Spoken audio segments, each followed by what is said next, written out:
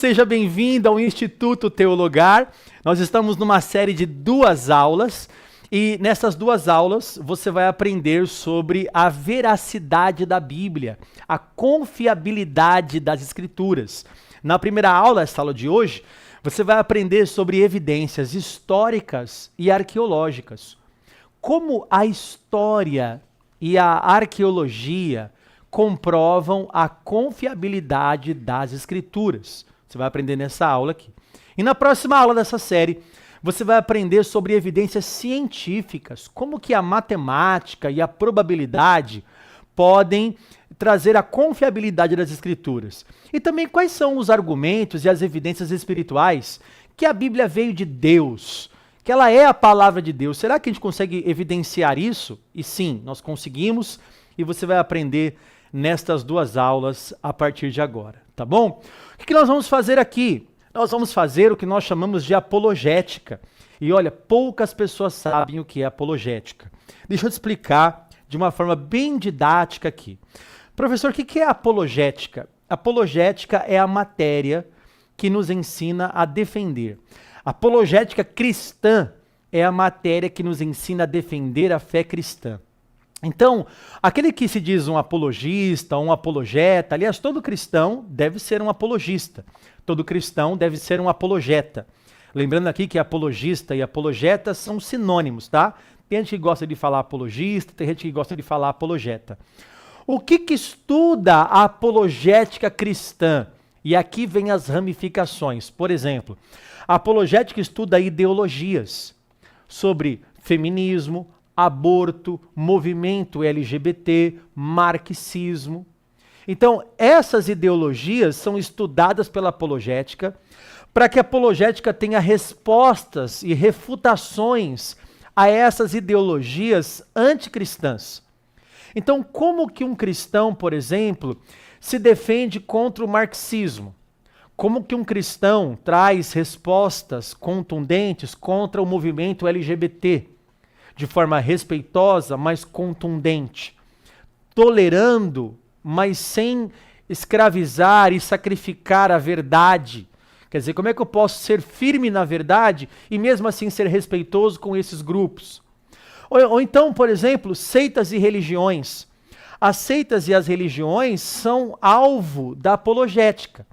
Um apologista vai evangelizar um budista, vai evangelizar um espírita, vai evangelizar alguém que é testemunha de Jeová, vai cuidar também de refutar as heresias. Quantas heresias aparecem no nosso meio? É trabalho da apologética confrontar as heresias.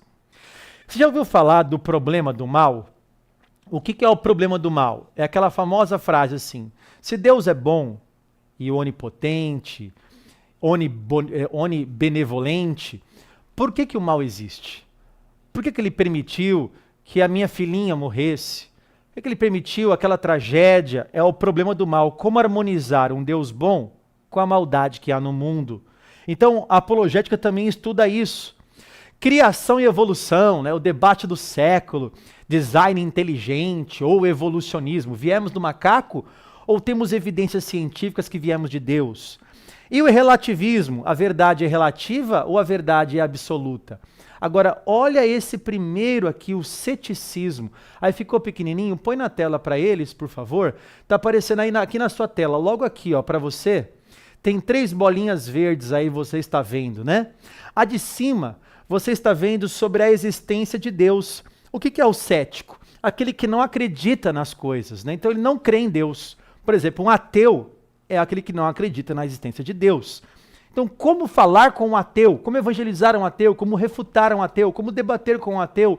Como responder um ateu sincero que quer se converter? Então, a apologética estuda isso.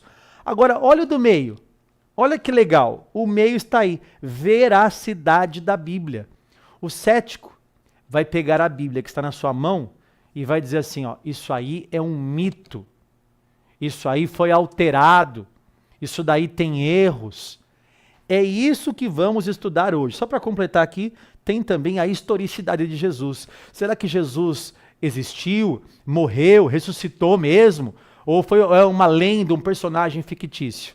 Então, voltando para mim aqui, Eu mostrei para você toda são as áreas da apologética, um pouco, né? Porque a apologética abrange mais do que isso. Mas essas são as áreas da apologética. E nessa bolinha aqui que ficou pequenininho para você, essa bolinha aqui está escrito veracidade da Bíblia. É aqui que nós estamos estudando nesta aula. Ok? É essa bolinha aqui que estamos estudando agora. Ou seja, agora nós estamos trazendo para você um conhecimento de como provar que o que está nas suas mãos é algo verdadeiro. E eu não falo só dos céticos, não. Vamos imaginar que você é um cristão verdadeiro, piedoso, devotado, e você está na igreja, sei lá, há 10 anos. Está servindo a Deus há 10 anos. Só que passa dúvidas na sua cabeça. Você viu lá um vídeo do History, você viu um vídeo leu uma revista super interessante, esse pessoal que só quer denegrir a Bíblia, né? E aí você viu lá um artigo, olha, acharam um tal de evangelho de Tomé, e esse evangelho diz que Jesus teve outros relacionamentos. Aí você diz assim, será que o que eu tenho na mão é confiável? É verdadeiro? Você pode pensar assim, e se eu estou sendo levado por uma grande mentira? Será que esses pastores não estão me enganando? E aí talvez você pode ser um cristão sincero que quer respostas sinceras. Professor, estão me enganando ou estão falando a verdade para mim? Então eu como professor, uma pessoa formada, eu tenho faculdades, eu quero trazer documentos e provas documentais que o que temos nas mãos é um documento confiável. E que nós não estamos sendo enganados, nós estamos firmados na melhor evidência. E a melhor evidência está do lado dos cristãos. Eu vou te mostrar a partir de agora. Vamos lá então? Então já sabe o que é apologética, né? Apologética é a defesa da fé. Apologética não é falar sobre a Bíblia, é falar sobre tudo isso. Um ramo da apologética é falar sobre a veracidade da Bíblia. Começando então, a Bíblia é o livro mais criticado do mundo. Por que a Bíblia incomoda tanta gente? Você já percebeu? Porque ninguém fala dos livros budistas.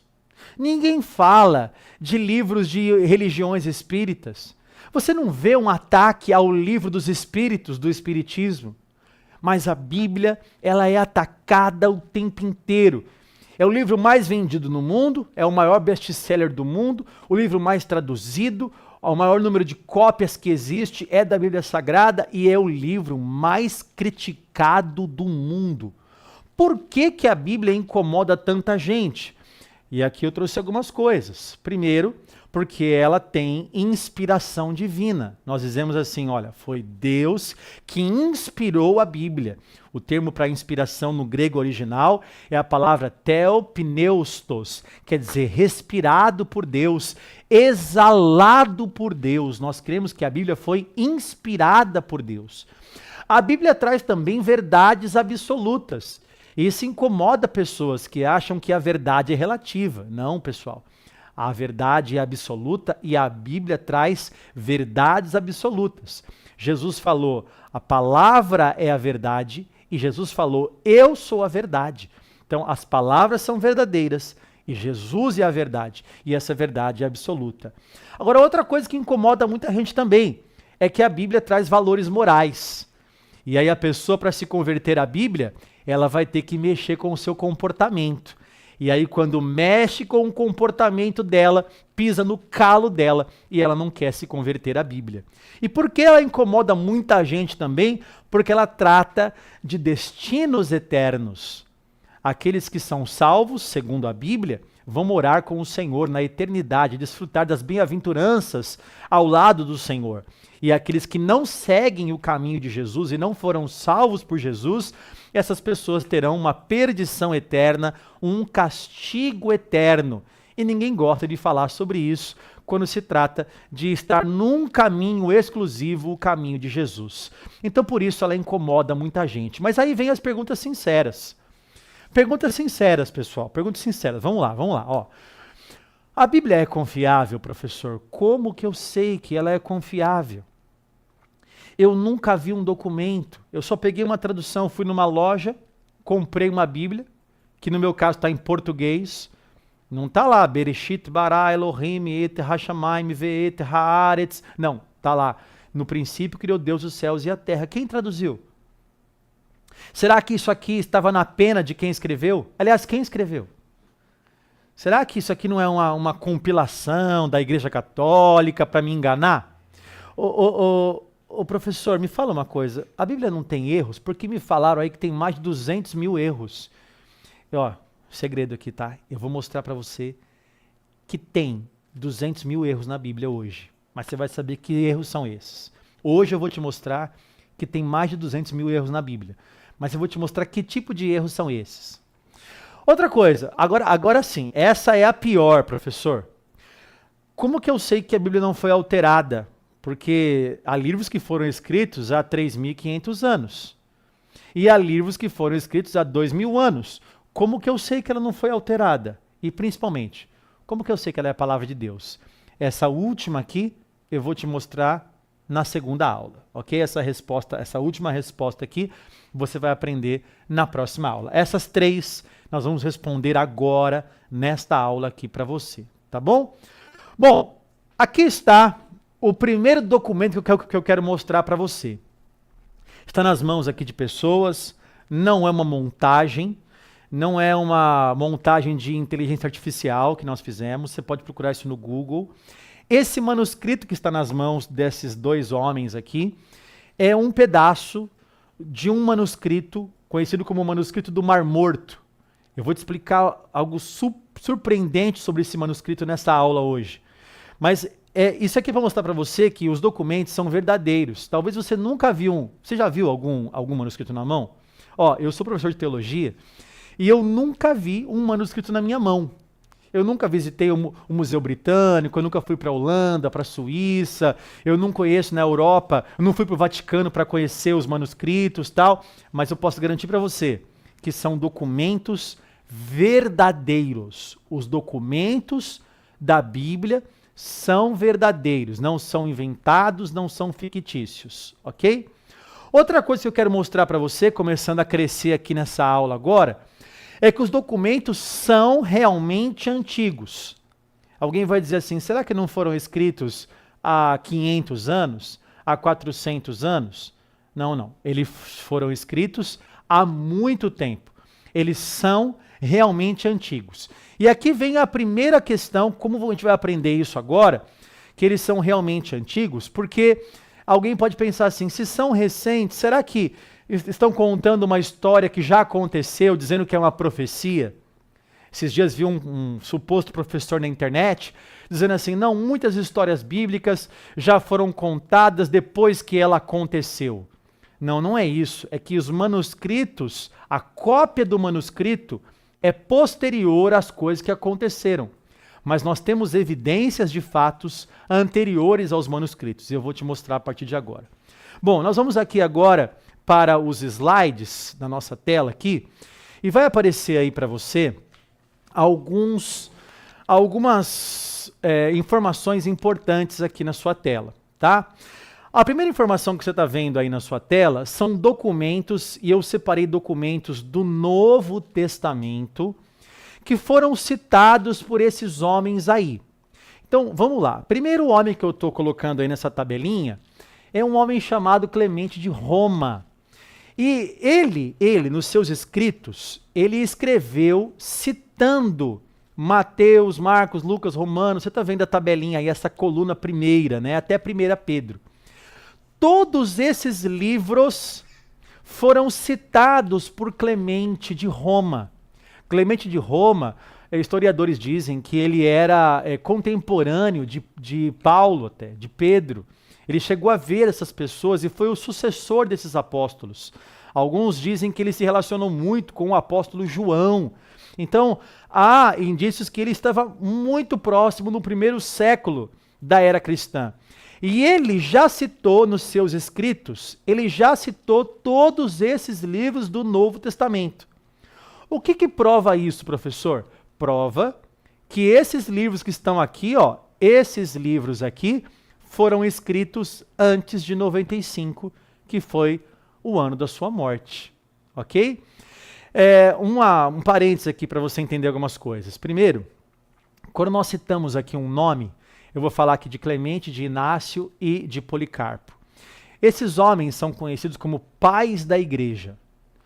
Professor, o que é pai da igreja? Pais da igreja são aqueles que sucederam os apóstolos.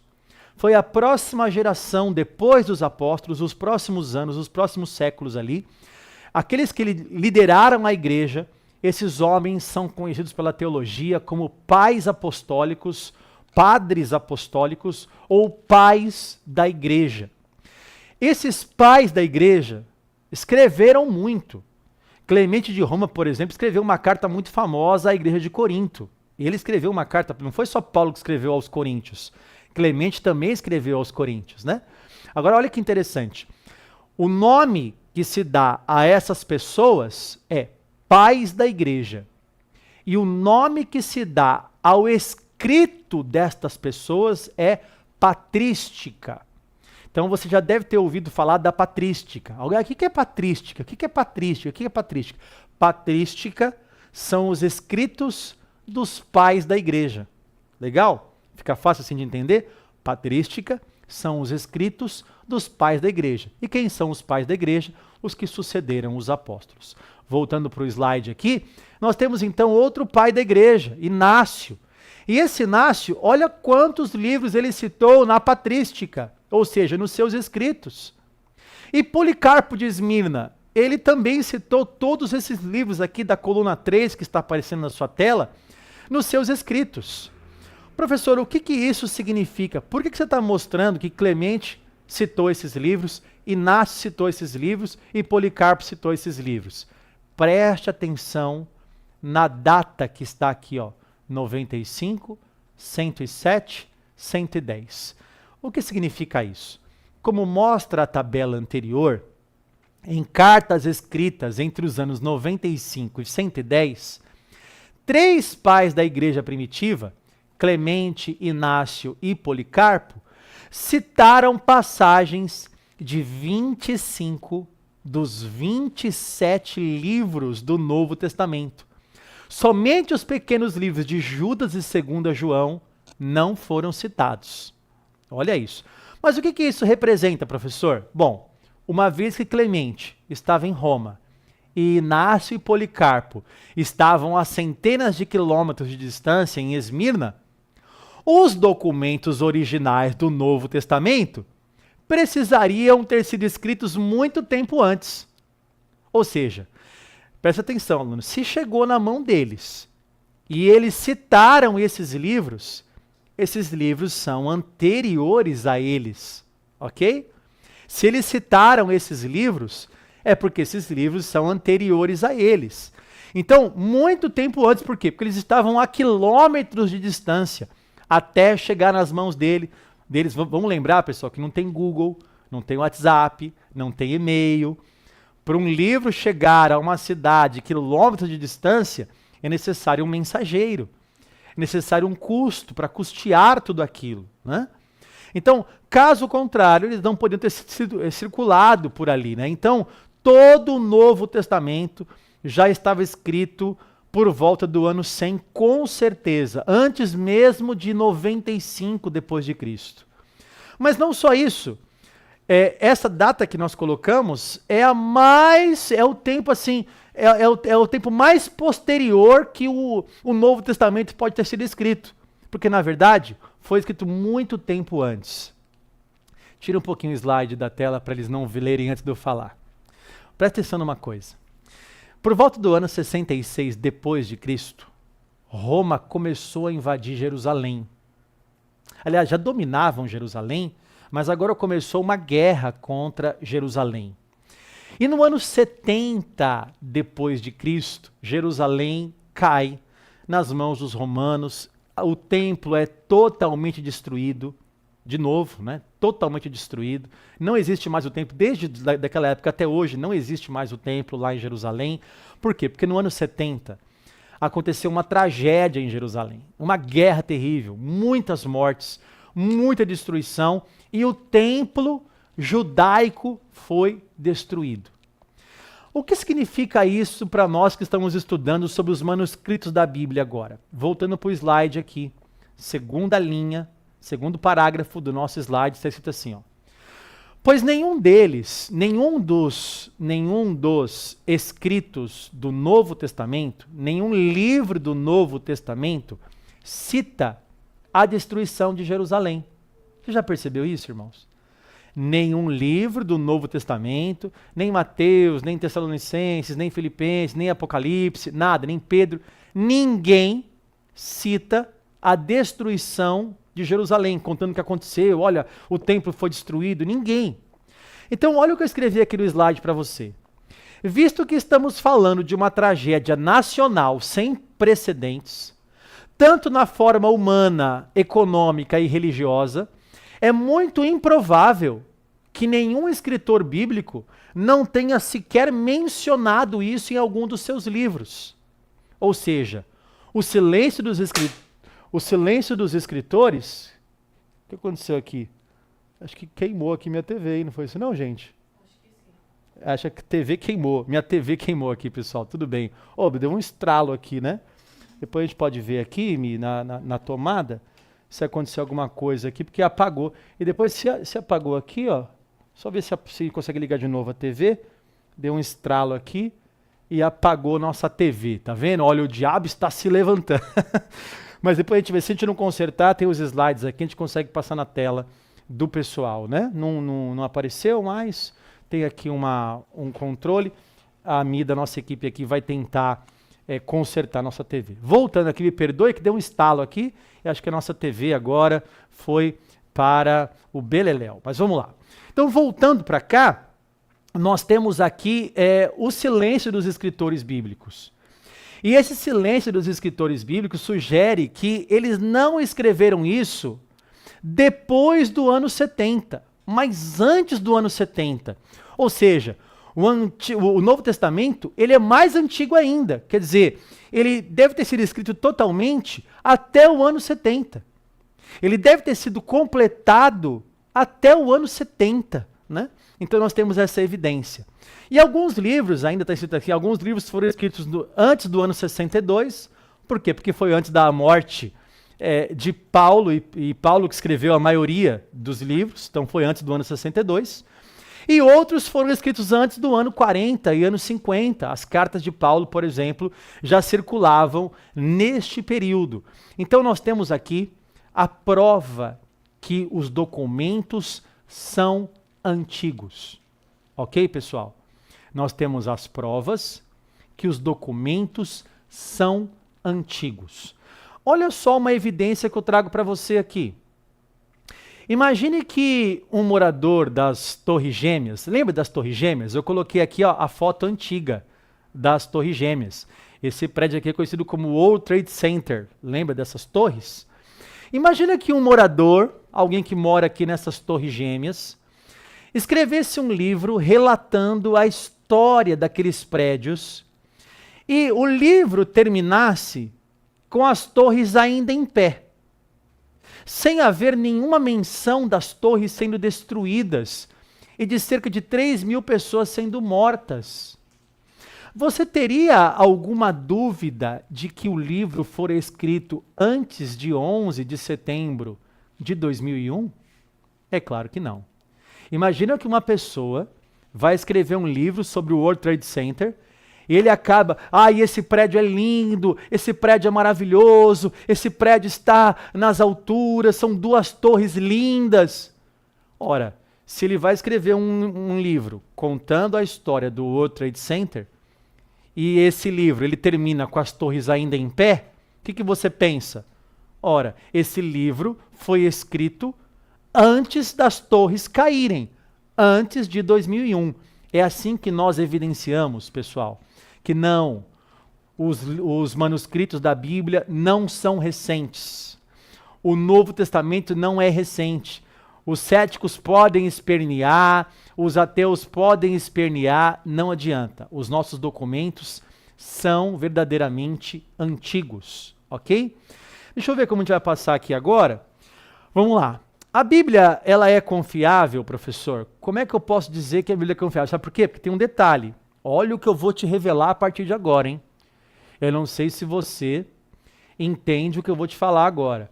Nós não temos mais os manuscritos originais.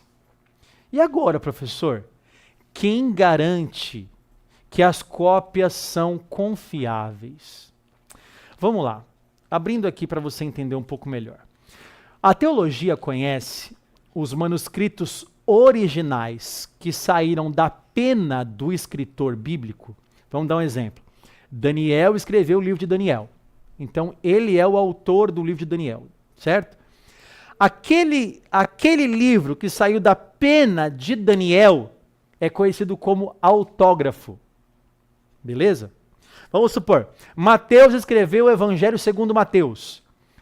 O Evangelho que Mateus escreveu, aquilo que saiu da pena de Mateus, é conhecido como autógrafo. E esses autógrafos, ou seja, o documento que saiu da pena do autor, nós não temos mais. Não existe nenhum manuscrito mais original. Manuscrito original, perdão. Não existe nenhum manuscrito que seja um autógrafo, que saiu da pena do escritor bíblico. Não existe. Ah, Moisés escreveu há 3.500 anos. O que nós temos é a cópia da cópia, da cópia, da cópia, da cópia, da cópia, da cópia, e que chegou até nós. Ah, professor, eu conheço essa história. Sabe como eu conheço essa história? Isso se chama telefone sem fio. Ah, lá na minha brincadeira da escola, falava de um lado aqui. Não é esse daí não, tá, Fê? É outro slide aqui, ó. Tá normal pra isso. Tá normal pra isso. Não, porque pra mim não tá aqui, ó. No retorno não tá, não. Não tá no slide normal, tá? Tá normal pra isso. Então, preste atenção. Como é que eu garanto que não é um telefone sem fio? Como que eu garanto que não chega até aquela pessoa distorcida? Porque na minha escola falava aqui no ouvido, sei lá, morango com chantilly, no final chegava mamão com açúcar, né? Mudava tudo. Como é que eu sei que não mudou? E nós vamos ver isso a partir de agora. Voltando para o slide aqui, agora no slide mesmo, Fê, naquele slidezinho. Deixa eu ver se vai aparecer aqui que a gente está com problemas técnicos. Aí, agora sim, nesse slide aí. Vamos lá. Então, nós temos 3 evidências, e é isso que você vai estudar a partir de agora, tá? 3 evidências históricas e arqueológicas que comprovam a veracidade da Bíblia. Quais são as 3, professor? A quantidade dos manuscritos, a datação dos manuscritos e a preservação dos manuscritos. Vamos lá? Vamos nessa ordem aqui? Primeiro, quantidade de manuscritos. Vamos lá? Quero trazer primeiro aqui os manuscritos do Mar Morto. Eu vou falar mais sobre eles no final desta aula, tá?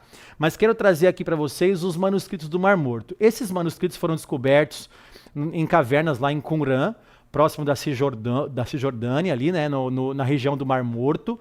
E nessas cavernas tinham vários livros, inclusive livros do Antigo Testamento. Todos os livros do Antigo Testamento, exceto Esther, estavam nessas cavernas. E foram descobertas ali cerca de 200 manuscritos. O assunto aqui agora é quantidade. Quantos manuscritos do Antigo Testamento foram encontrados? 200. Ok? O que mais? Nós temos também o texto massorético, que é um texto que vai do século 7 ao século 10 depois de Cristo. E nós temos centenas de manuscritos completos ou quase completos. Centenas. Então temos 200 do Mar Morto, centenas do Massorético. O que mais, professor? Temos também os manuscritos samaritanos, ou o do Pentateuco samaritano. Nós temos 6.000 manuscritos do Pentateuco samaritano. 6.000 manuscritos. As imagens que aparecem na tela são imagens reais, tá? Nós temos a Septuaginta, e mais manuscritos gregos, que é a tradução da Bíblia originalmente em hebraico para o grego. Nós temos mais de 2.000 manuscritos da Septuaginta. E aqui eu trouxe 2 tipos, né, de códices, o códices vaticanos e o códices sinaíticos, que são códices bem completos, e somando fragmentos e manuscritos completos, nós temos mais de 2.000 manuscritos do Antigo Testamento escritos em grego. Se não bastasse isso, nós temos também os Targums. O que é um Targum, professor? Targum é a tradução do Antigo Testamento hebraico para o grego. Para o aramaico. É a tradução do Antigo Testamento hebraico para o aramaico. Isso é conhecido como Targum. Então nós temos centenas de manuscritos de Targums. Estamos falando aqui de quantidade, por exemplo, centenas de Targums, 6.000 Pentateucos samaritanos, 2.000 manuscritos em grego. Nós temos centenas de cópias do texto massorético. Então nós temos muitos manuscritos. Só os manuscritos do Mar Morto, nós temos 200 manuscritos da Bíblia Sagrada, mas lá em Qumran foram achados 900 manuscritos, que separadinhos em fragmentos dá mais de 15.000 manuscritos. Então nós temos muito. Até agora eu falei só do Antigo Testamento, certo? Agora, quando a gente vai para o Novo Testamento, aqui é só um resumo, né? Só do Antigo Testamento nós temos possivelmente em torno de 10.000 manuscritos. É muito manuscrito, muito. Agora olha que interessante. No Novo Testamento, isso aumenta demais. Por exemplo, no Novo Testamento nós temos 5.400 manuscritos gregos do Novo Testamento, quer dizer, cópias, né? 10.000 manuscritos em latim e 9.300 manuscritos em diversos idiomas, siríaco, eslavo, gótico, copta, armênio, ou seja, soma isso aqui, vai dar mais de 24.000 cópias do Novo Testamento. Tá, professor, por que isso é importante? Por que o Novo Testamento, essa quantidade tão grande assim, é importante para nós, né? Por quê? Por causa disso aqui. Agora nós vamos ter que colocar na outra tela. Isso. Porque nossa TV pifou mesmo, né? Então perdemos uma TV aqui no escritório, mas tá bom. Olha só. Nós temos aí, pessoal, a comparação do Novo Testamento para literaturas da mesma época do Novo Testamento. Nós temos da mesma época. Então, olha só, vamos só comparar aqui, presta bem atenção. Essa primeira barra que está aparecendo na sua tela aí, é a barra do Novo Testamento. E eu peguei aqui só o Novo Testamento em grego, 5.700 cópias. Olha aqui, 5.700 cópias. Homero, que foi um poeta grego, nós temos hoje, até hoje, 643 cópias da Ilíada ou da Odisseia de Homero, que são as literaturas mais conhecidas que ele escreveu. Você conhece a Guerra de Troia, né? Aquiles, aqueles personagens da Grécia, foi Homero que escreveu. E nós temos hoje 643 cópias das literaturas de Homero. Quando a gente vai para os outros filósofos gregos e romanos que nós temos aqui na lista, nós temos Demóstenes com 200. E aí, gente, aí é brincadeira. Aí o Novo Testamento dá de lavada. Porque Heródoto, nós temos 8 manuscritos. Platão, olha, veja bem, pessoal. Sabe o Platão, que todo mundo fala, o discípulo de Sócrates, que nas escolas você vê o amor platônico, o ensinamento de Platão, o platonismo e não sei o que. Todo mundo fala de Platão, ninguém duvida de Platão. Mas o que nós temos hoje de manuscritos de Platão? 7 cópias. 7 cópias de manuscritos de Platão. E do Novo Testamento? Só em grego, 5.700 cópias.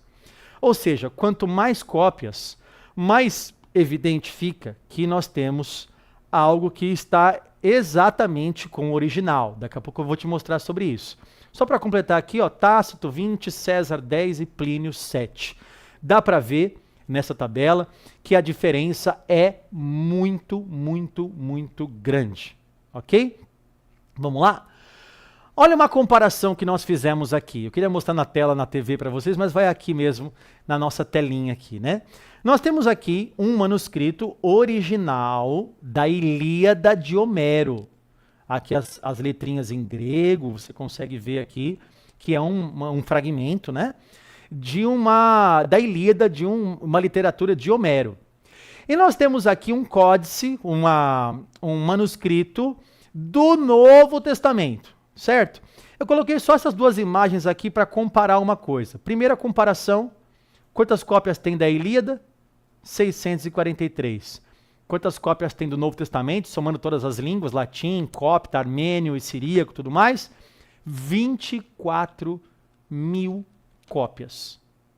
Ou seja, pessoal, nós temos uma diferença gritante entre uma literatura pagã para uma literatura cristã. O número de cópias que nós temos é incomparavelmente com qualquer outra literatura.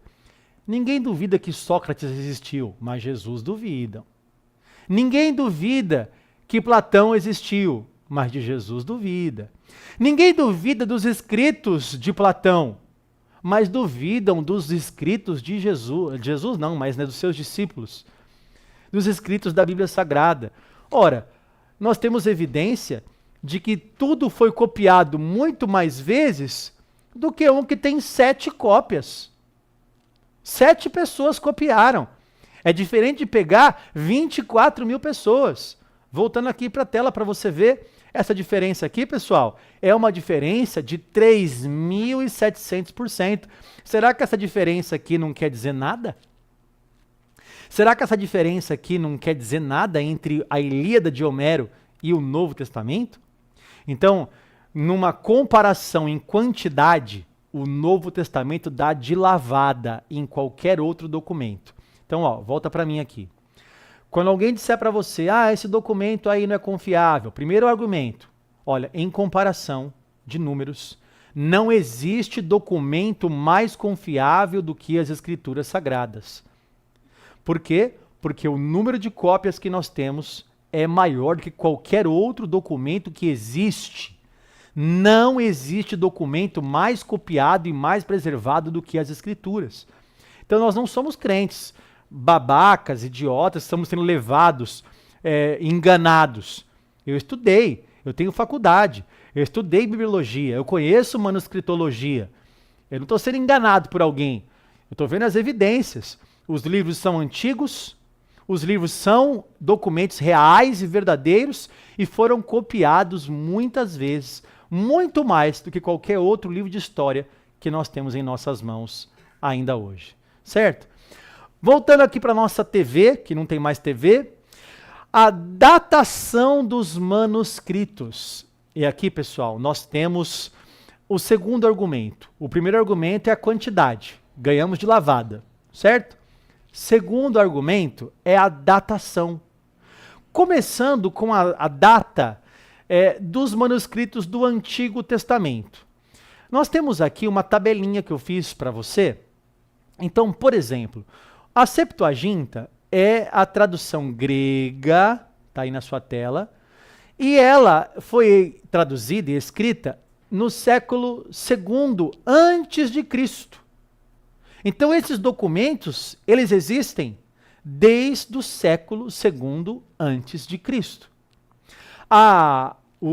Os manuscritos pechitas, século V depois de Cristo. Os Targums, século V depois de Cristo. A Vulgata Latina, quer dizer a tradução latina da Bíblia, século V depois de Cristo. O texto massorético, grave bem isso, que vai ser muito bom para essa aula hoje. O texto massorético, ele tem em nossas mãos os manuscritos que estão do século X depois de Cristo, quer dizer, no ano 1000 mais ou menos depois de Cristo. O Pentateuco samaritano, nós temos ele como o século XI depois de Cristo. E esse aqui, ó, que eu estou deixando para falar depois dele, esse aqui, os manuscritos do Mar Morto, eles são da data de 150 antes de Cristo até 70 depois de Cristo.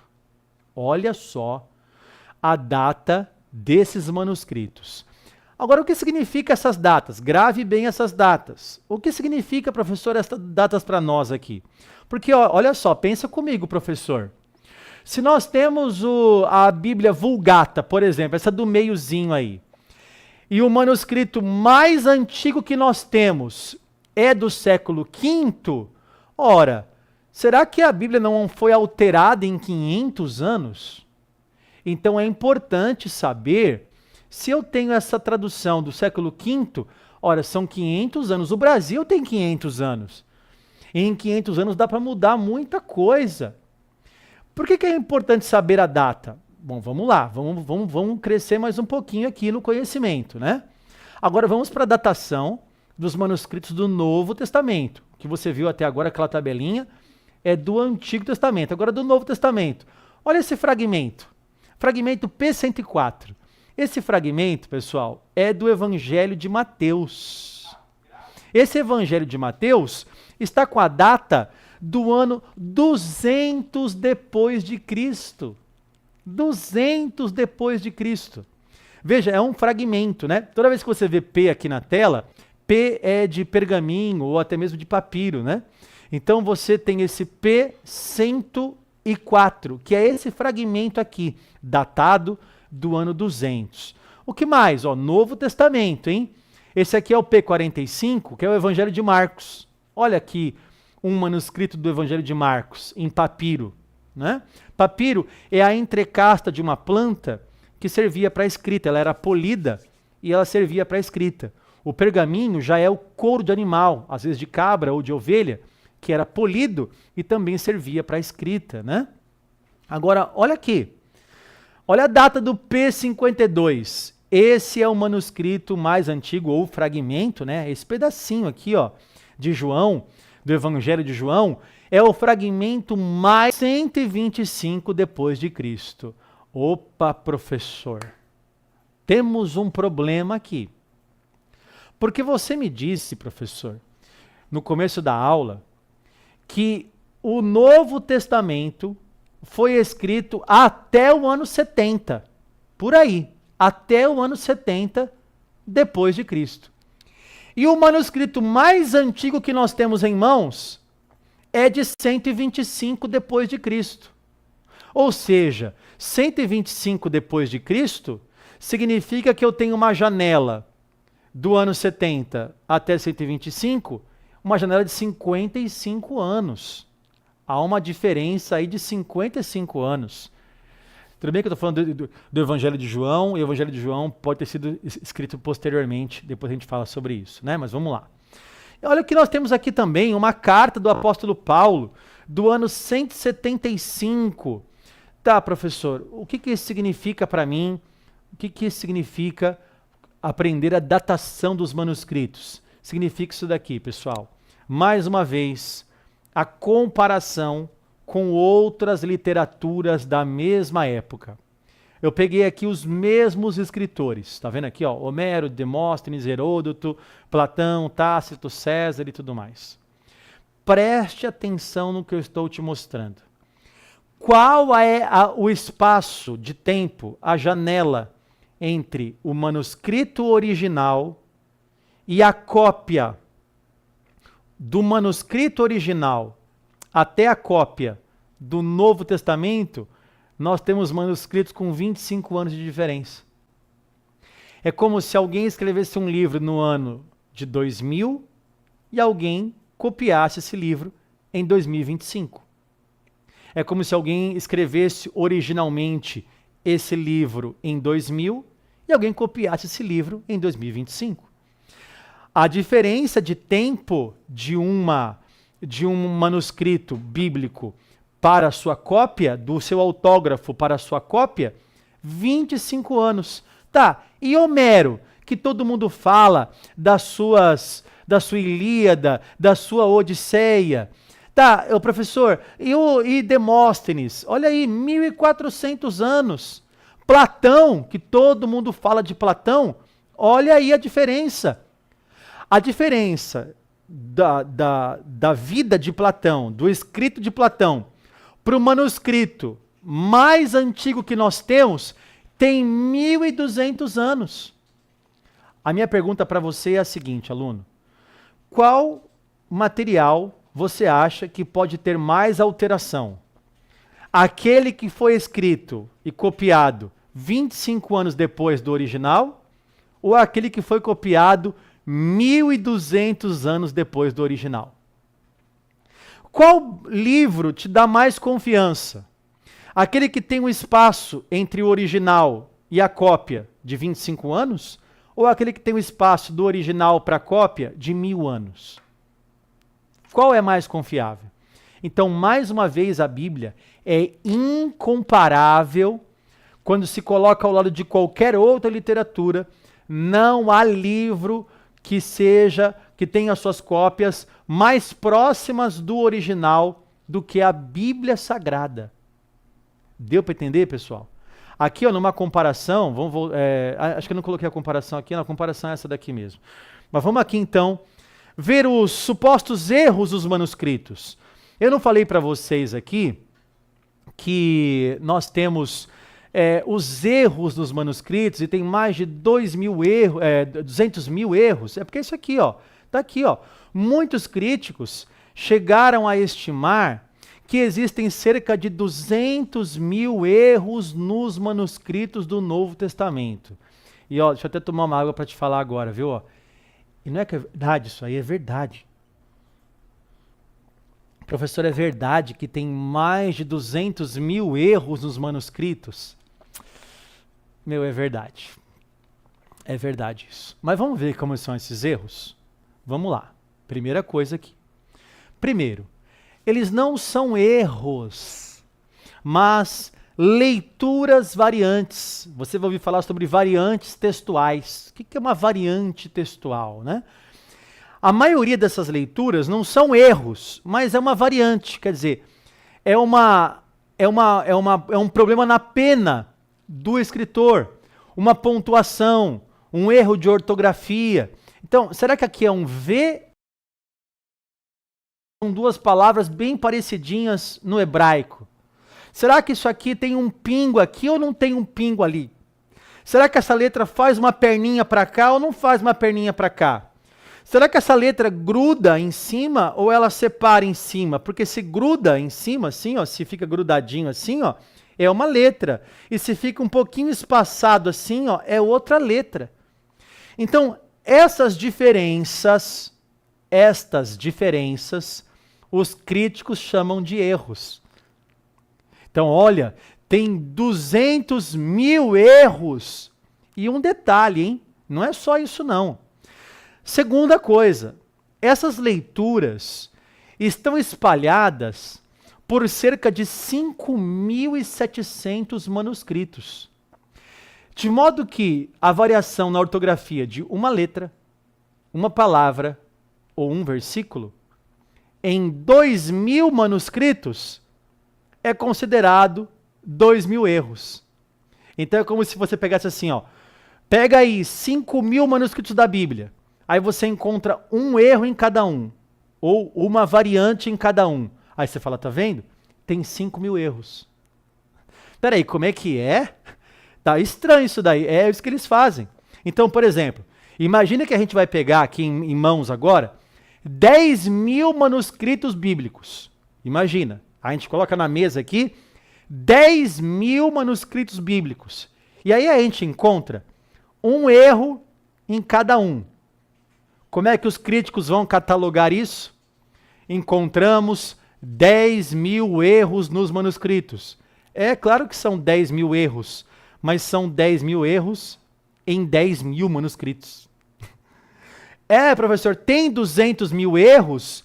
Tem, mas em 34.000 manuscritos. Percebeu? De novo, tem 200 mil erros? Se for assim, tem. Pontuação, essas coisas, tem.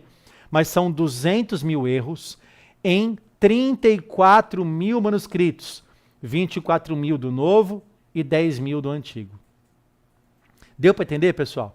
Estou tentando ser o mais didático possível aqui para que você possa entender e que você possa compreender um pouquinho mais de manuscritologia, tá bom? Vamos deixar mais didático ainda, hein?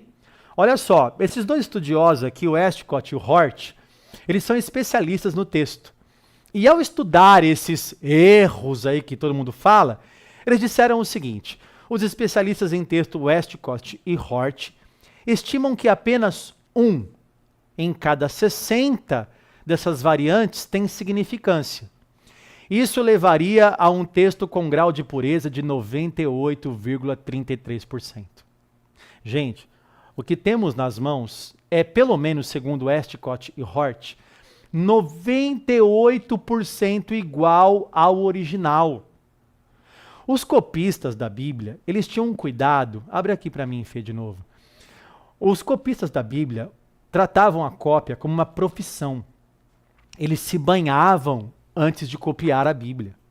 Trocavam de vestes antes de copiar a Bíblia. Tinha todo um ritual, por exemplo, eles treinavam como escrever alguns nomes. O nome de Deus, por exemplo, não poderia ser mergulhado na tinta e depois escrever o nome de Deus, o tetragrama, o Yod, He, Vav, He, que é o nome de Deus, não poderia ser escrito com a caneta, com a pena molhada na tinta. Tinha que continuar escrevendo. Se o rei aparecesse e estivesse escrevendo o nome de Deus, não dê atenção ao rei. Perceba, havia uma conta para fazer, eles faziam conta, a conta dos caracteres. Deu uma continha errada, um caractere diferente, joga fora, rasga essa folha, não vale mais. Então, os cuidados dos copistas garantiam também eles como profissão, a vida deles era garantir que a cópia fosse fidedigna. Então eles se dedicavam à vida deles, se devotavam à cópia das escrituras, são os copistas. Voltando aqui para o nosso slide. Philip Schaff calculou que das 150 mil variantes conhecidas, né, tem 150 mil, na época dele tinha esse número, né? Somente 400 modificaria o significado da passagem. E apenas 50 são de real importância. E nenhum sequer alterou um artigo de fé. Então vamos lá, professor, me explica isso direito. Vou explicar. Das 150 mil variantes, um pinguinho que está aqui, mas não está ali. Uma letrinha que está aqui, mas não está no outro, que são variantes textuais, né? Está no manuscrito, mas não está no outro. Está nesse texto, mas não está nesse texto. Das 150 mil, que tem espalhados em 34 mil manuscritos, Philip Schaff diz o seguinte, só 400 delas mudaria o significado. E dessas 400, só 50 tem real importância mesmo. E dessas 50 que tem importância, nenhuma delas altera um artigo de fé, que é apoiado por outras partes das Escrituras. Deu para entender? Então, nós não temos na Bíblia nenhuma variante textual, nenhum erro, nenhuma alteração de um manuscrito para outro que altere algum artigo de fé. Para nenhum cético dizer assim, tá vendo? A Bíblia foi alterada para falar que tem que fazer isso, que tem que fazer aquilo, que tem que fazer aquilo outro. Não, nós não temos isso na Bíblia. Por quê? Porque nós temos um grau de pureza nas cópias das Escrituras. E o Bruce Mitziger, ele, um estudioso, professor de Princeton, ele comparou com o Mahabharata, que é o livro do hinduísmo. E ele diz que esse livro foi copiado com 90% de precisão. E essa tal de Ilíada de Homero, que conta a história de Aquiles, de Troia, né? Esse livro foi copiado com cerca de 95% de pureza.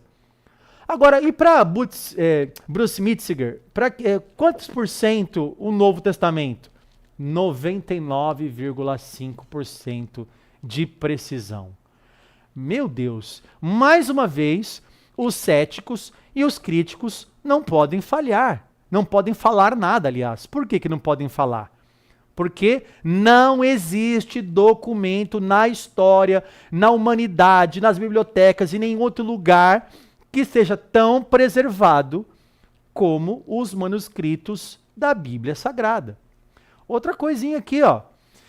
O Frederick Kenyon, ele disse o seguinte: o número de manuscritos do Novo Testamento, que eu já mostrei para vocês que são 24.000, de tradições antigas dele e de suas citações pelos antigos autores da igreja, quer dizer, os pais da igreja, é tão grande que é praticamente certo que a verdadeira leitura de toda passagem dúbia, que traz alguma dúvida, esteja preservada em uma outra passagem dessas autoridades antigas.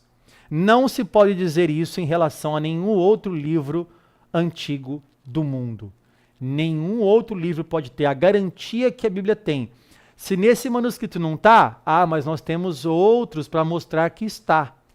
Se aqui está com essa variante assim, em outros 1000 não estão assim. Então nós temos muito documento para dizer que a Bíblia é o livro mais confiável que existe no mundo. Eu não estou puxando sardinha aqui, eu não estou falando como pastor agora.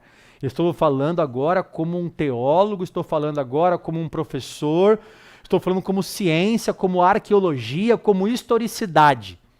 Não existe documento mais confiável do que a Bíblia no mundo inteiro.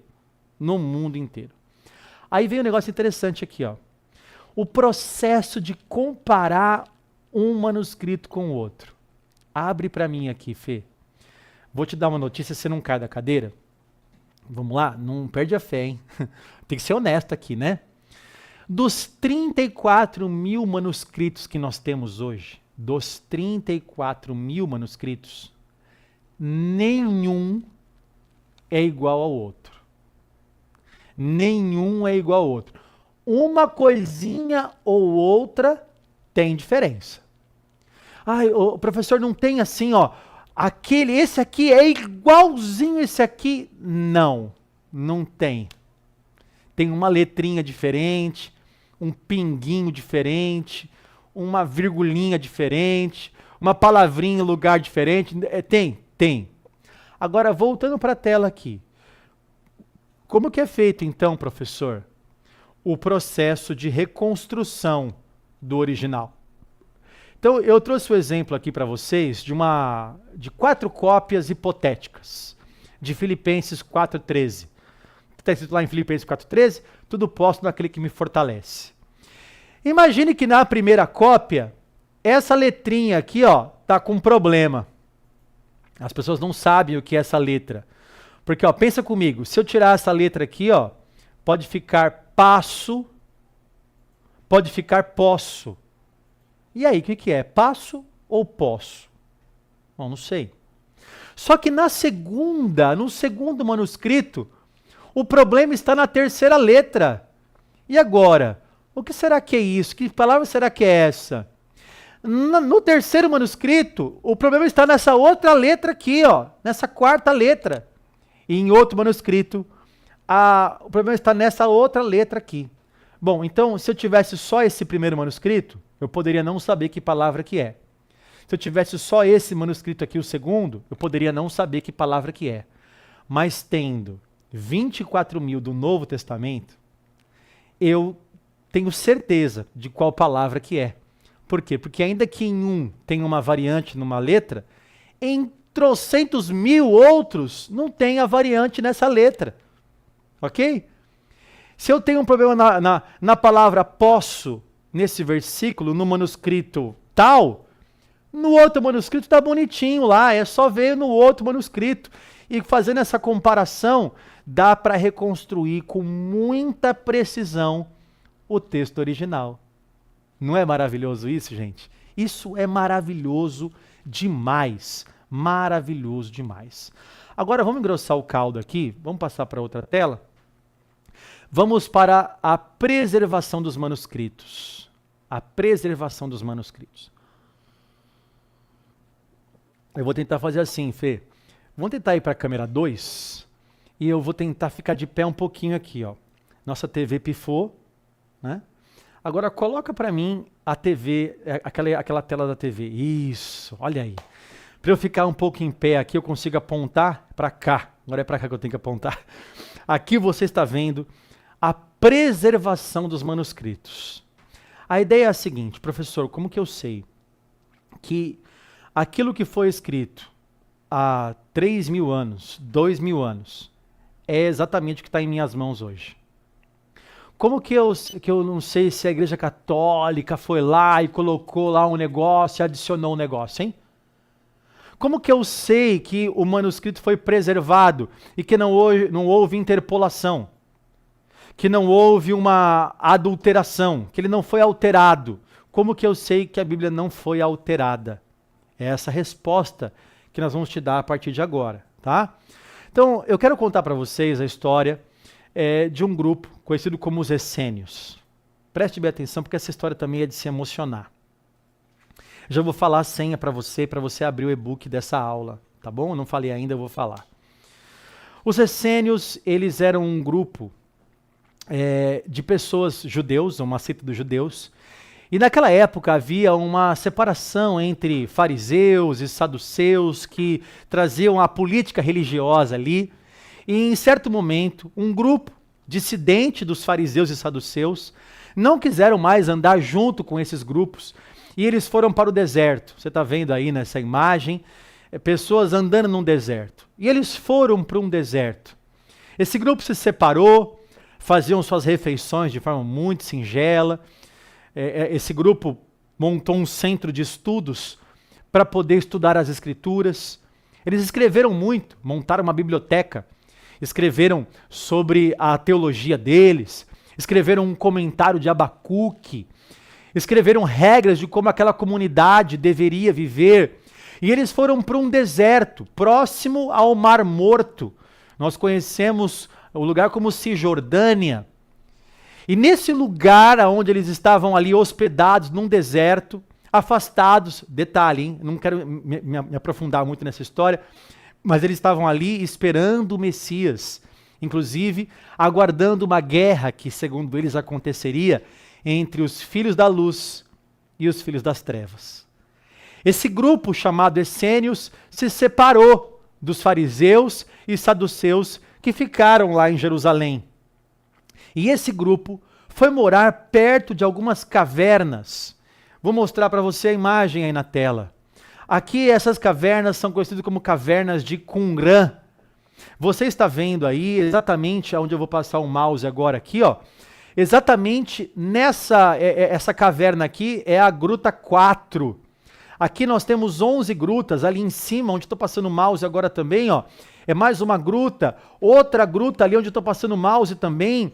Nós temos 11 grutas aqui, cavernas, nesse lugar. E o que eles fizeram?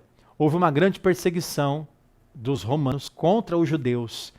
Uma matança terrível. Vamos lembrar que no ano 70, como eu já falei para vocês, o templo foi destruído, Jerusalém foi totalmente destruída pelo Império Romano. Os essênios estão agora no deserto. E sabe o que eles fazem? Com toda a sua biblioteca, com todos os seus escritos, com todas as suas teses, teorias e teologias, eles embrulham esses manuscritos, colocam em jarros, colocam em vasos, praticamente assim dessa altura, assim, de um metro de altura mais ou menos, e esconde dentro destas cavernas que você está vendo aí. E esconde isso daí. Professor, quando foi isso? Por volta do ano 66, 68, no máximo 70 depois de Cristo. Eles escondem ali toda a sua biblioteca. Há essa guerra, e não só essa guerra. Há muitas outras guerras. Depois do ano 600 depois de Cristo, vêm os islâmicos, os árabes. Depois nós temos cruzadas, nós temos guerras e mais guerras naquele lugar, de todos os lugares que você puder imaginar, até guerras gigantescas e mundiais acontecem ali perto. Você conhece as guerras que Israel enfrentou e tudo mais. Até que um dia, Preste bem atenção no que eu vou falar. Abre a tela aqui para mim agora. Eu preciso ser muito didático aqui agora para você poder entender. Até o ano de 1947, o que a igreja tinha em mãos é o texto massorético. Professor, o que é o texto massorético? É o texto do ano 1000 depois de Cristo. Então, em 1947, a Bíblia que temos nas mãos, a mais antiga, é do ano 1000. Então, os céticos diziam assim, seus crentes bobos, o que vocês têm na mão é uma Bíblia do ano 1000. Você acha que a Igreja Católica não alterou alguma coisa no ano 500, por exemplo? No ano 600? No ano 300, com a ascensão de Constantino? Você acha que a Igreja Católica não alterou esses textos em 1000 anos? Você acha que ele foi preservado? Você acha que o copista não foi lá e aquele telefone sem fio não foi passando de pai para filho, de copista para copista, não foi alterando? Seus crentes bobos. Vocês agora, em 1947, o que vocês têm na mão é uma Bíblia do ano 1000. E essa Bíblia do ano 1000, que é o texto massorético, ele está 1000 anos depois do texto original. Você acha que não foi alterado, seus crentes bobos? Pois é. Mas um homem, um beduíno, está andando pelas bandas de Qumran, e ele está levando suas cabras, diz a lenda que ele estava com as cabras, e uma delas fugiu, e ele, cadê essa cabra que foge? E esse homem chamado Muhammad Edib, ele pega uma pedra, e ele fala, eu acho que minha cabra entrou numa gruta. Põe de novo a imagem para o pessoal ver. Eu acho que minha cabra entrou numa gruta como essa aqui. Então ele pega uma pedra e ele atira essa pedra para dentro de uma das grutas. Não foi essa que está na tela agora é a gruta 4. Não foi essa gruta. Foi bem mais lá para cima. E ele atinge um objeto, ele escuta um barulho. Coisa se quebrando, parecendo a nossa TV hoje, assim, quebrando aqui no meio da aula. E aí ele escuta, peraí, ele fala, achei um tesouro. Ele entra na caverna, e quando ele vê a caverna, ele vê jarros, potes. E ele acha, tem um tesouro aqui dentro. Quando ele abre, ele se decepciona. Ele diz assim, meu Deus, é só papel. Na verdade não é papel, né? Era pergaminhos ou papiros. Viu? Mas ele pega aquilo e ele dá aquela muqueada, porque é proibido, e ele vai vender no mercado negro. Ele vai vender, não pode falar mais mercado negro, né? Então no mercado branco mesmo, qualquer mercado que você quiser. Ele vai vender no mercado obscuro. Pode falar obscuro? Não sei mais o que pode falar. E aí você imagina que aquilo foi rodando, até que chegou na mão de um pesquisador lá em Jerusalém, o nome dele é Eleazar. E esse homem, quando pegou aquilo em mãos, falou, meu Deus, isso aqui é um manuscrito bíblico. E isso aqui é muito antigo. Então, parou ali aquela venda clandestina, e agora começaram as escavações em Qumran. E foram escavados nesse lugar que você está vendo aí, 11 grutas, depois mais 3 num lugar mais separado. E dessas grutas saíram mais de 900 manuscritos, sendo 200 deles do Antigo Testamento. Toda a Bíblia, toda a Bíblia hebraica estava lá, menos o livro de Esther. Não só a Bíblia, mas também os livros com as suas teologias, os seus comentários de Abacuque, os seus comentários teológicos, as suas regras de dieta, de ética e moral que eles tinham. Muitos manuscritos foram encontrados ali. Mas agora tem um problema para os céticos.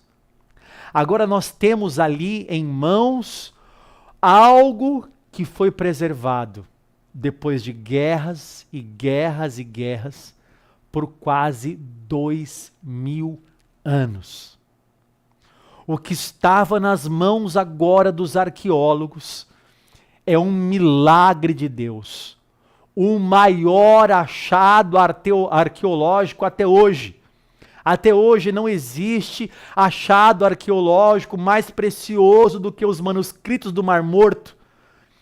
E agora o que está nas mãos da igreja, de todo mundo, é uma Bíblia que tem mais de 2000 anos. Agora vem a questão. Nós estamos no ano de 1947, passando já para 1948, as escavações duraram até 1956, eles estão escavando. Agora tem um problema. Temos nas mãos, agora, uma Bíblia que é de 2000 anos. Lembra que a mais antiga que nós tínhamos era de 1000 anos? Agora a gente vai fazer a comparação. Porque a mais antiga que temos é do ano 1000. Agora descobrimos uma mais antiga, 2000 anos atrás. E agora? Será que a Igreja Católica alterou? Será que a Igreja modificou a Bíblia? Será que a Bíblia de 2000 anos é a mesma que estava nas mãos de quem estava em 1947 com a Bíblia de 1000 anos? E aí vem agora a próxima imagem para você. Esse é o rolo de Isaías. É o maior manuscrito que foi achado lá em Qumran, lá nos manuscritos do Mar Morto. Olha o tamanho dele. Ele está praticamente completo. Isso está exposto nos museus, está acessível para você ver na internet. Essa foto é uma foto original. Aqui está pequenininho, mas se você for no Google, você consegue ampliar. E se você sabe ler, você vai conseguir ler em hebraico, ou se for um manuscrito em aramaico, ou se for um manuscrito em grego, você consegue ler.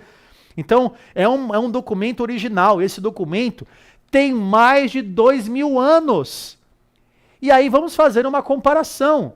E a comparação aqui agora é o texto que nós tínhamos, vamos lembrar, o texto que nós tínhamos em mãos até 1947 era esse texto aqui, o texto massorético. Eu não sei se esse aqui é o de Alepo ou de Leningrado, mas é um manuscrito, eu não coloquei aqui, mas é o massorético, tá? Dos massoretas. E esse do lado aqui, do lado que estou passando o mouse agora, é uma parte daquele manuscrito que eu te mostrei no passado, desse manuscrito aqui, é esse aqui, esse aqui é um fragmento daquele lá, ok? Então, o que a gente tem que fazer? A gente tem que comparar esse primeiro aqui, com o último lá, certo? Porque esse primeiro aqui tem 2000 anos e o outro lá tem 1000 anos. Será que a Bíblia foi preservada nesses 1000 anos? Então, olha a data aqui, Essa aqui tem 2000 anos. Esse outro lá, o último de lá, é do século X. Qual é a diferença, professor? Diferença de 1000 anos entre um manuscrito e outro. Até aí você entendeu, né?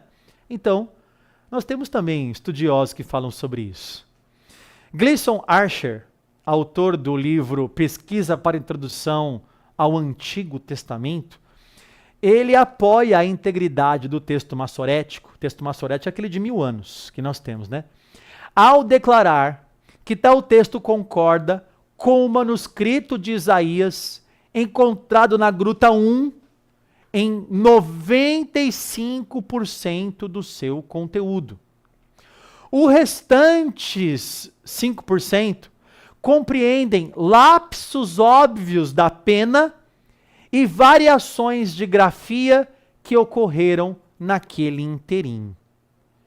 Então veja bem, quando você pega um livro de 2000 anos e um livro de 1000 anos, o que se percebe é que só tem 5% de alteração. E esses 5% são lapsos da pena do copista. Abre para mim aqui.